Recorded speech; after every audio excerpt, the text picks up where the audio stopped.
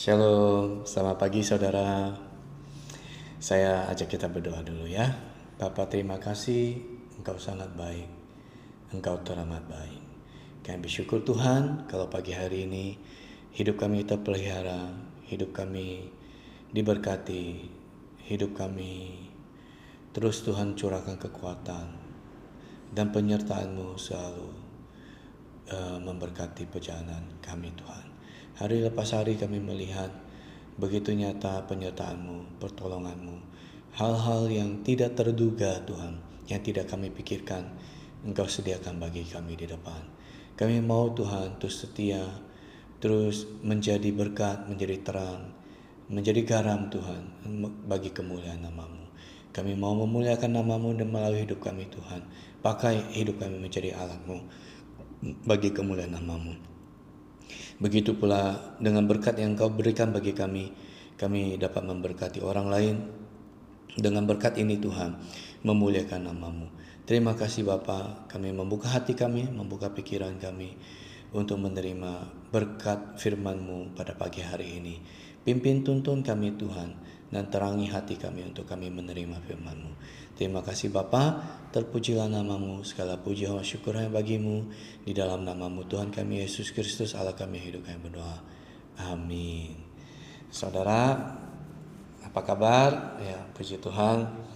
Hari demi hari saya percaya ketika kita setia terus mencari Tuhan, terus mendekat kepadanya, terus membangun kehidupan rohani kita dengan firman-Nya, maka Dia adalah Allah yang setia.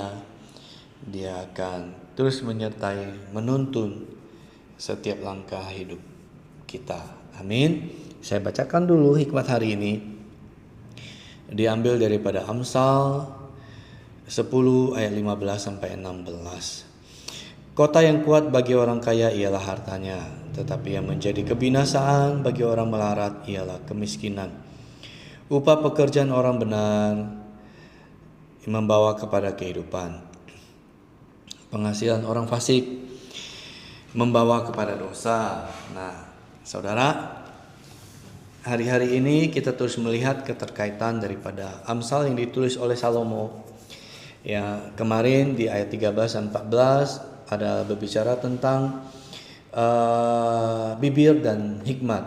Ya, kemudian hari ini bibir dan hikmat. Ketika kita bisa menjaga bibir kita memperoleh kehidupan, kita berhikmat, kita memperoleh, coba ya saudara, orang bijak menyimpan pengetahuan, di bibir orang berpengertian terdapat hikmat. Ya, nah jadi hari ini ketika Salomo menuliskan ini, itu adalah kontra mengenai harta dan kemiskinan. Kemudian 15 dan 16 itu juga terkait dengan 15, yaitu jikalau orang benar bekerja, maka upahnya membawa kepada kehidupan. Tetapi orang fasik bekerja, ya orang fasik pasti mengandalkan segala cara, menghalalkan segala cara, ya. Karena orang fasik itu tidak takut akan Tuhan. Ya, apa yang dia ingin di dalam hatinya, dia akan berusaha memperoleh dengan segala cara. Itu ciri-ciri orang fasik, saudara. Orang fasik, jadi hindari itu. Ya, tidak sulit kok. Kalau kita meneliti, menelusuri ke dalam hati kita, jikalau kita ada bibit-bibit pertikaian, bibit-bibit iri hati, kemudian menghalalkan segala cara, ya, banyak contohnya saudara. Misalnya hari-hari ini kita dengar, ya, di dunia investasi ada orang-orang influencer yang kemudian mereka dikenai denda, ya, itu lagi heboh, ya. Padahal menurut dia tidak salah, yaitu menurut dia, versi dia, ya. Tapi caranya yang salah, ya. Jadi hindari, orang kadang berpikir dengan cara ini dia membenarkan diri dia. Tapi sebenarnya ketika caranya itu merugikan orang lain, ya, itu sudah tidak benar di mata Tuhan. Bukankah Tuhan bilang ada neraca, ada timbangan, ya, lakukanlah yang benar, ya. Kita orang dagang, ya, berusaha dagang dengan sesuai gitu. Jadi bicara spesifikasi kita sesuai. Jangan kita jual dengan jual di nota dengan spesifikasi A, tapi kemudian fisik barangnya itu adalah enggak sesuai, ya. Itu juga minta ampun, ya. Tergoda nggak saudara? Saya juga kadang-kadang tergoda, ya. Kadang-kadang kita tahu, oh ternyata ini dia tidak ngerti barangnya, tergoda saudara. Tapi ya itulah hidup kita. Ya, iblis akan selalu menggunakan segala cara di mana dia melihat kelemahan kita, ya, kemungkinan untuk masuk, dia akan coba, ya. Dia akan coba di situ untuk menjatuhkan kita, ya. Nah, hari-hari ini mulai kita benahi, kita coba introspeksi diri kita. Apakah ada unsur-unsur kefasikan, unsur-unsur harta ini melekat di dalam hati kita, ya. Kota yang kuat bagi orang kaya ialah hartanya, ya. Ini bukan berbicara bahwa harta itu dapat membeli segalanya saudara, ya. Bukan memuji kekayaan orang kaya lantas dia bisa melakukan segala sesuatu. Bukan saudara, ini adalah sebuah realita bahwa kalau Salomo ketika dia menuliskan ini, ya, pada masa itu orang yang mempunyai kekayaan, yaitu Salomo, raja yang terkaya di zamannya, dia bisa membangun tembok, dia bisa membeli kuda, membeli kereta, membuat persenjataan sehingga negerinya itu bisa aman, ya. Nah, itu Salomo raja yang berhikmat. Dia tahu bagaimana harus mempergunakan kekayaannya itu yang Tuhan kasih itu untuk mengamankan negerinya, ya. Kita ambil yang positifnya aja saudara, ya. Kalau ambil yang bicara sisi yang negatifnya juga ada, tapi kita tidak bicara ke situ pagi ini, ya. Tapi Tuhan juga mengingatkan kita di Amsal yang lain, ya. Nanti di depannya, ya, ini 10, nanti di depannya Amsal 18 ayat 11 itu dikatakan jangan harta itu hati-hati, maksudnya hati-hati jangan sampai harta itu menjadi jerat bagi orang kaya, ya, karena dia memiliki harta kemudian dia menjadi sombong dan melupakan Tuhan. Nanti saudara, ini sekarang kita diingatkan bahwa orang yang kaya dia bisa membangun kota yang kuat, ya, tetapi orang miskin itu menjadi kebinasaan, ya. Karena seringkali miskin itu berhubungan dengan penindasan. Orang kuat menindas yang lemah, orang kaya menindas yang miskin. Itu yang terjadi di realita yang kita lihat sehari-hari, ya. Lantas sebagai anak-anak Tuhan, apa yang harus kita lakukan? Pergunakan berkat yang Tuhan sediakan untuk memberkati orang, ya. Untuk menolong mereka yang lemah, yang tertindas, yang sakit, dan yang membutuhkan pertolongan. Amin saudara. Saya berdoa hidup saudara dipakai, hidup saudara diubahkan, hidup saudara terus diperbaharui, ya, dan hidup saudara selalu memuliakan Tuhan dari tindakan, sikap, perkataan, mata, seluruh tubuh jiwa roh saudara menjadi berkat, menjadi kemuliaan bagi nama Tuhan. Sehingga nama Tuhan dimuliakan dan hidup saudara dapat terus bertumbuh menjadi berkat bagi banyak orang. Amin saudara. Ayo saya ajak kita nyanyikan satu pujian. Mari kami mau berdiam dekat-Mu Tuhan.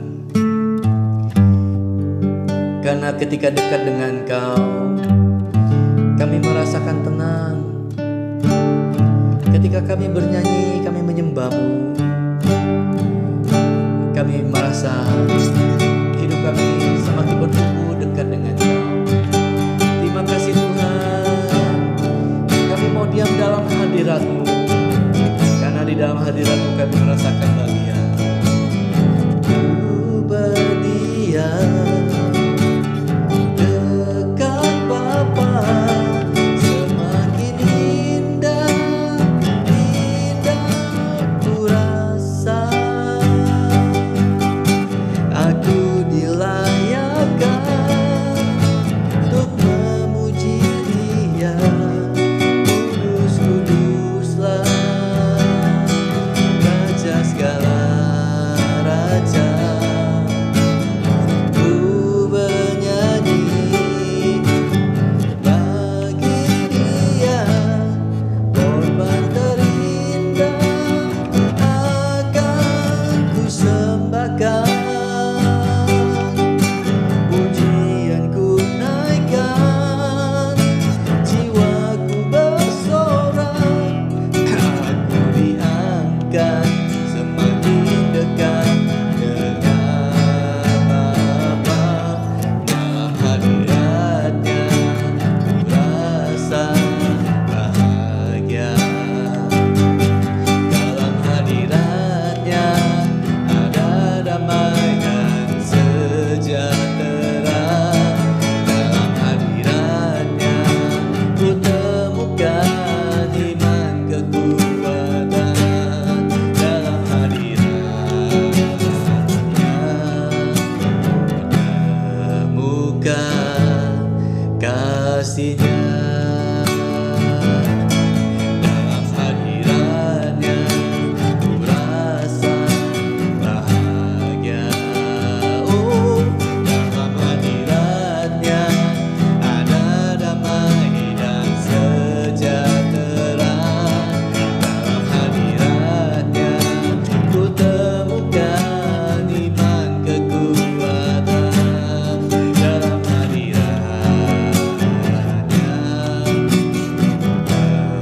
temukan kasih-Nya. Mari kita sembah Dia saudara. Oh Yesus Tuhan, dalam hadirat-Mu kami rasakan tenang. Kekuatan kami peroleh ketika kami mencari wajah-Mu Tuhan. Di pagi hari kami memulai aktivitas kami. Kami menyembah-Mu, kami mendekat kepadamu Tuhan. Karena Engkaulah kota benteng yang kuat, Engkaulah harta yang terbaik, harta yang termulia. Engkaulah perisai kami, Engkaulah kota benteng kami. Oh, di dalam-Mu Tuhan ada sukacita dan damai sejahtera. Oh Yesus, berbahagialah orang yang memperhatikan orang yang lemah. Tuhan akan meluputkan dia pada waktu celaka.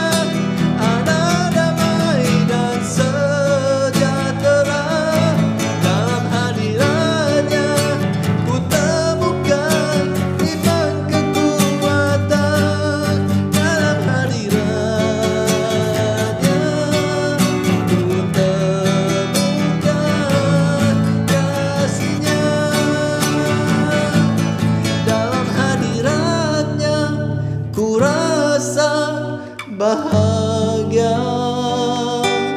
Dalam hadiratnya ada damai dan sejahtera. Dalam hadiratnya ku temukan iman kekuatan. Dalam hadiratnya ku temukan, dalam hadiratnya, dalam hadiratnya ku temukan. Sekali lagi saudara, dalam hadiratnya ku temukan kasih-Nya. Ya Tuhan, kerinduan kami untuk kami terus diam di dalam hadirat-Mu. Karena di dalam hadirat-Mu Tuhan kami memperoleh ketenangan. Kami merasakan kasih-Mu yang begitu besar. Tuhan, kami percaya Engkau ada di dalam hati kami. Hadirat-Mu terus menyertai langkah hidup kami sepanjang hari ini. Ketika kami memulainya dengan Tuhan, maka Tuhan yang akan terus memimpin langkah kami. Tuhan yang akan terus memegang erat tangan kami. Dan Tuhan yang akan memberkati kami sepanjang hari ini. Apapun Tuhan yang ada di depan kami, itu semua sudah ada dalam genggaman tangan-Mu. Kami percaya kecelakaan tidak akan menimpa kami, karena Engkau Tuhan yang merancangkan yang terbaik bagi kami. Jikalau panah si jahat juga tidak dapat menyentuh kami, panah api si jahat akan jatuh di tengah jalan, tidak akan dapat menyentuh kami. Bahkan seisi rumah kami semuanya akan dipagari dengan darah Yesus. Terima kasih Tuhan. Kami percaya, kami siap melangkah sepanjang hari ini berjalan bersama dengan Engkau. Terima kasih Tuhan. Di dalam nama-Mu Tuhan kami Yesus Kristus, Allah kami yang hidup, kami berdoa, kami bersyukur. Katakan amin. Terima kasih saudara. Saya jiwa roh saya dikuatkan ketika saya dapat melayani saudara. Saudara, hari-hari ini semakin tekad bulat untuk setia di dalam pekerjaan Tuhan. Ya, hari-hari yang tidak semakin mudah, hari-hari inilah harus kita tekad bulat untuk terus mendekat kepada Tuhan. Ya, carilah Tuhan, carilah wajah-Nya, maka Dia akan mendekat kepadamu. Amin.